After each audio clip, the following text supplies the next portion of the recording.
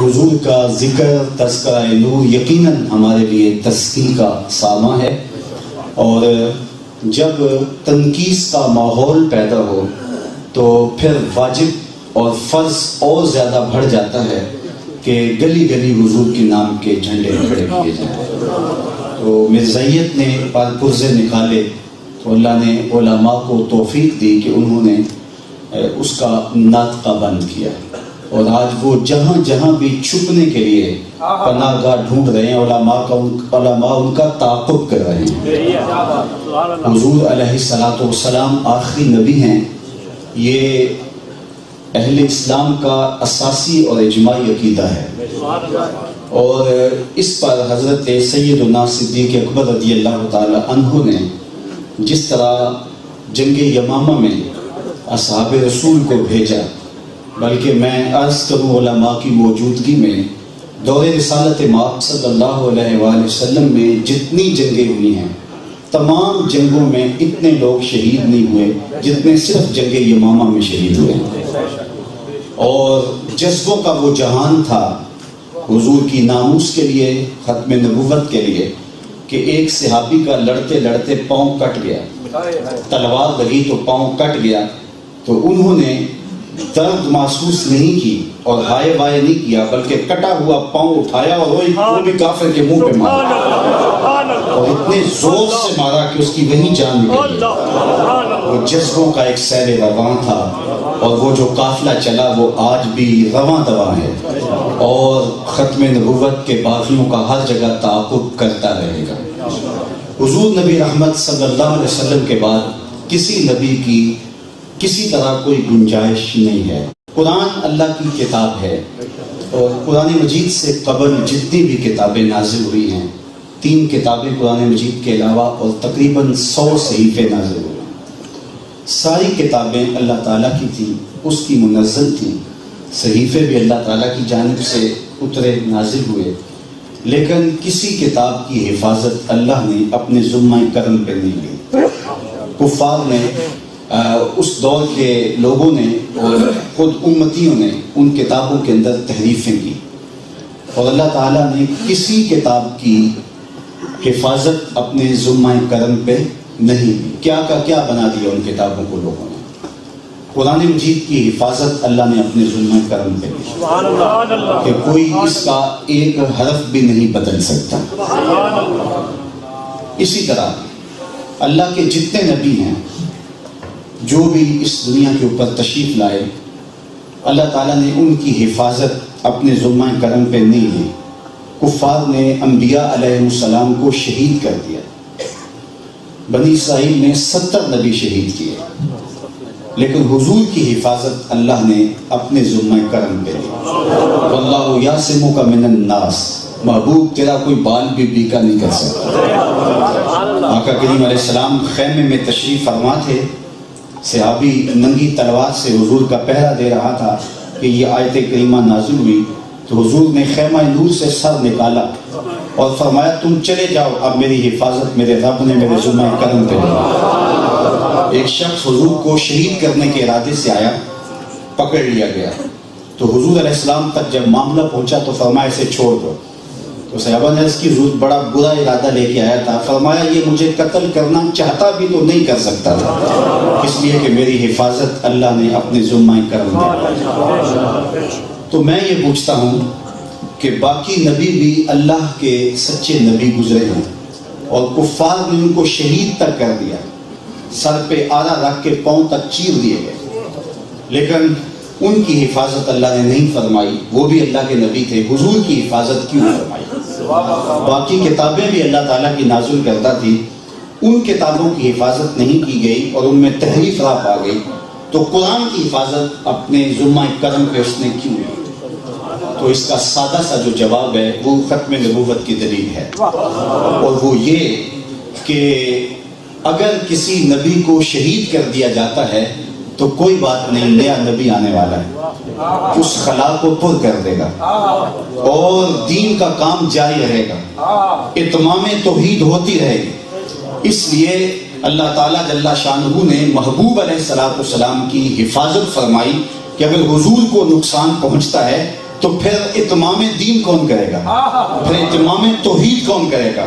اس لیے حضور علیہ الصلوۃ والسلام کی حفاظت کا ذمہ اللہ کے ذمہ کرم پہ ہونا اس بات کی دلیل ہے کہ حضور کے بعد کوئی نبی نہیں ہے۔ اسی طرح قیامت تک باقی جو کتابیں ہیں ان کی حفاظت نہیں کی گئی، لیکن قرآن مجید کی حفاظت میں آپ کی توجہ چاہوں گا۔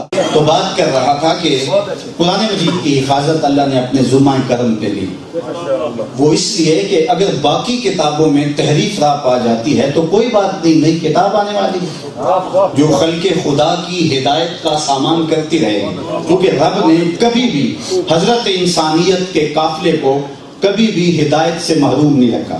کائنات کا پہلا شخص پہلا نبی بھی ہے، کبھی بھی ایسا نہیں ہوا کہ انسان ہدایت سے محروم رہا ہو۔ تو قرآن مجید کی حفاظت اپنے ذمہ کرم پہ لی، اس لیے کہ اس کتاب کے بعد کوئی کتاب نہیں ہے۔ اس لیے اگر اس کتاب میں بھی تحریف راہ پا جاتی ہے تو لوگ ہدایت کہاں سے ڈھونڈیں گے؟ اس لیے حضور علیہ السلام کی حفاظت رب کے ذمہ کرم پہ ہونا اور قرآن کی حفاظت قرآن کی حفاظت رب کے ذمہ کرم پہ ہونا، یہ اس بات کی دلیل ہے حضور کے بعد نہ کوئی نبی ہے اور قرآن کے بعد نہ کوئی کتاب ہے۔ بس خدا بر ما شریعت ختم کر، بر رسول ما رسالت ختم کر۔ اور ایک بات اور وہ یہ کہ باقی امتوں میں جس طرح کتابوں میں تحریف راہ آ گئی، ان کی تعلیمات مسخ ہو گئی، اس طرح اہل حق بھی اور علماء راسخین بھی، اولیاء کا وجود بھی آہستہ آہستہ ان سے ختم ہو گیا۔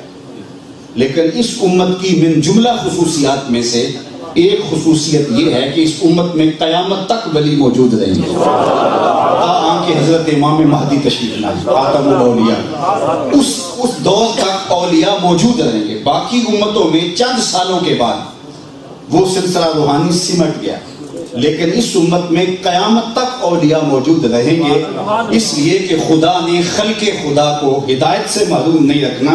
نبی تو کوئی آنے والا نہیں ہے، اس لیے ولایت کا سلسلہ قیامت تک باقی ہے، اور قیامت تک ولایت کے سلسلے کی بقا ختم نبوت کی دلیل ہے۔ تو حضور علیہ السلام کی اس صورت میں جو اللہ تعالیٰ نے ہمیں انعام خدا بندی عطا کیا، تو اس پر ڈاکہ ڈالا گیا اور مرزا قادیان سے اٹھ کے کھڑا ہونے کہنے لگا کہ میں بھی نبی ہوں، اور یہ ایک منصوبہ تھا، سوچا سمجھا۔ اصل یہ عالمی سازشوں کا شکار ہوا۔ پہلے پہل تو اس نے اسلام کے لیے مناظرے کیے تھے، اور بعد میں اس کو کھڑا کیا گیا، اور مقصد یہ تھا کہ اسلام سے جہاد کے تصور کو ختم کیا جائے۔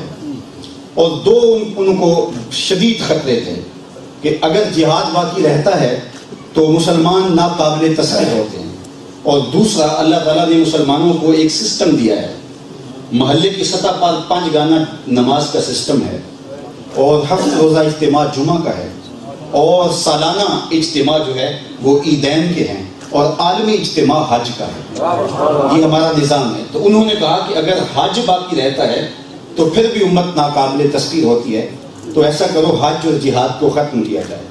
تو جہاد کو ختم کرنے کے لیے مسلمہ پنجاب مرزا قادیانی کو کھڑا کیا گیا، اور دوسری جانب ایران کے اندر بہاؤاللہ کو کھڑا کیا گیا کعبہ شریف کی حاضری کو روکنے کے لیے اور حج کو روکنے کے لیے، اور اس نے جگہ جگہ ماڈل بنا دیا اور کہا کہ یہیں گھوم کر اتنا پیسہ خرچ کر کے جانے کی کیا ضرورت ہے۔ وہ تو اللہ تعالیٰ نے بندے کھڑے کیے، اللہ کے خاص بندے آئے جن کی ڈیوٹی حضور کی جانب سے تھی، اور انہیں پوری قوت کے ساتھ حضرت پیر میر علی شاہ رحمۃ اللہ تعالی علیہ جب اٹھے نا، تو پھر جذبوں کا ایک سیل رواں تھا جو آپ کے ساتھ چلا، بلکہ آپ نے بہت سارے لوگوں کو دعوت دی۔ ایک پیر صاحب کو پیغام بھیجا کہ حضرت آپ بھی آئیے، تو اس نے الٹا پیر صاحب سے کہا کہ آپ پیر لوگ ہیں، خانقاہ نشین ہے، آپ کو کیا لگے یہ تو مولویوں کا کام ہے۔ تو حضرت پیر میر علی شاہ صاحب فرمانے لگے یہ پھر پیری مریدی نہیں، یہ تو بغیرتی ہے۔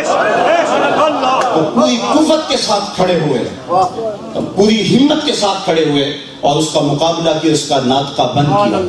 میں وقت کے دامن میں گنجائش نہیں، میں یہ بات کروں کہ جو سازش کرنے والے تھے، ان 2 فتنوں کی ناکامی کے بعد وہ رکے نہیں، کیونکہ ان کا ہدف، ان کا مقصود جہاد کو ختم کرنا تھا اور حج کو بے اثر کرنا تھا، تو وہ رکے نہیں۔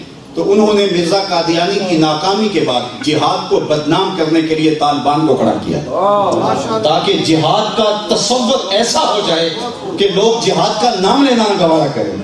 اور پھر انہوں نے جس طرح سے جہاد کے تصور کو بدنام کیا، میرے وطن کی گلیاں لرزتی رہی اور کیا کچھ نہیں ہوتا رہا. چھوٹے چھوٹے بچوں کی بوٹیاں دیواروں سے چپک گئی اور مائیں روتی تھی اور یہ جو ہے وہ ذمہ داریاں قبول کرتے تھے. تو جہاد کے تصور کو بدنام کر کے رکھ دیا گیا. اور دوسری جانب وہاں حج ایک عالمی منشور ایک پوری دنیا کو دینا تھا اور حج کے موقع پر امت کو بیدار کرنا تھا اور ظلم اور کفر کے خلاف ایک نظام اسلام نے ہمیں دیا تھا.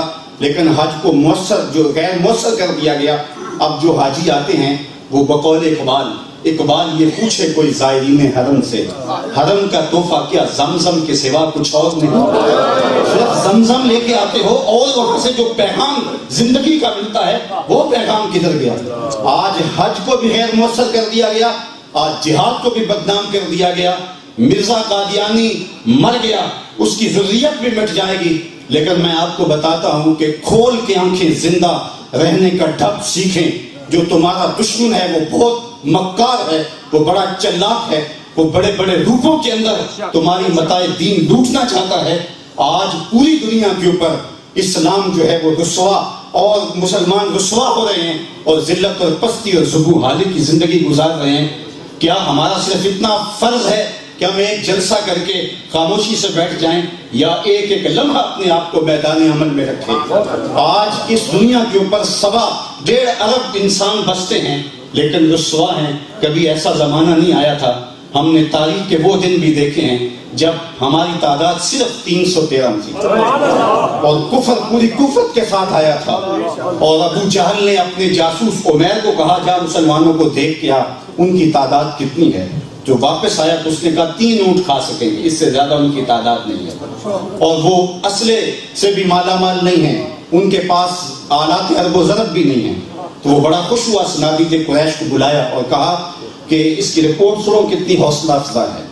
تو جب اس نے کہا کہ رسیاں کٹھی کرو، صبح لڑائی کی نوبت نہیں آئے گی، ہم پکڑیں گے انہیں، جکڑیں گے اور اونٹوں سے باندھیں گے اور پھر دنیا کو ان کا تماشا دکھائیں گے.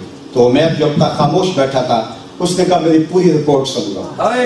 اس نے کہا وَلَٰكِنْ رَأَيْتُ يَا مَعْشَرَ قُرَيْشَ الْبَلَايَا تَحْمِلُ الْمَنَايَا. اے قریش کے سرداروں، میں اپنی ان آنکھوں سے دیکھ کے آیا ہوں کہ یثرب کی اونٹنیاں اپنی پشتوں پہ میری موتیں اٹھا کے لے آئی اور تم کہتے ہو رسیاں اکٹھی کرو اور ان کو باندھ کے جکڑ کے لے جائیں گے. میرا مشورہ مانگتے ہو تو رات کی تاریکی میں بھاگ جاؤ. اس قوم سے لڑنا تمہارے بس کا روگ نہیں جو لڑنے کے لیے آئی ہے. وہ زخمی سانپوں کی طرح پیچ و تاب کھا رہے ہیں اور کل ان میں سے کوئی مرے گا نہیں جب تک تم میں سے ایک ایک کو لڑ نہیں جاتا. اور اگر اتنے بندے تمہارے بچ جائیں پھر افسوس ہے تمہارے جینے کے ساتھ. اگلے دن عظیمت کی جو انوکھی داستانیں اہل ایمان رقم کی میرے رب نے بھی اس دن کو یوم فرقان کہہ کے بولا. اور آج 56-57 اسلامی ملکوں کے مسلمان کس طرح ذلت و رسوائی کی زندگی گزار رہے ہیں. کیا حال ہے ہمارا. یہ کل ساحل پہ ایک بچے کی لاش دیکھی تو کلیجہ منہ کو آ رہا تھا. آج یہ ہمارا حال ہے، آج یہ ہماری کیفیت ہے. آج گھر گھر ہماری رسوائیوں کی داستانیں ہیں. کٹ رہے ہیں تو ہم، لٹ رہے ہیں تو ہم، بیٹیاں بے آبرو ہیں تو وہ ہماری. اللہ اس امت کو کھویا ہوا وقار عطا کرے. کھول کے آنکھیں زندگی کے اسلوب اور زندگی کے انداز کو جو ہے وہ گزاریں. اللہ تعالیٰ جل شانہ آج کی کانفرنس کے مقاصد کو نصیب فرمائے.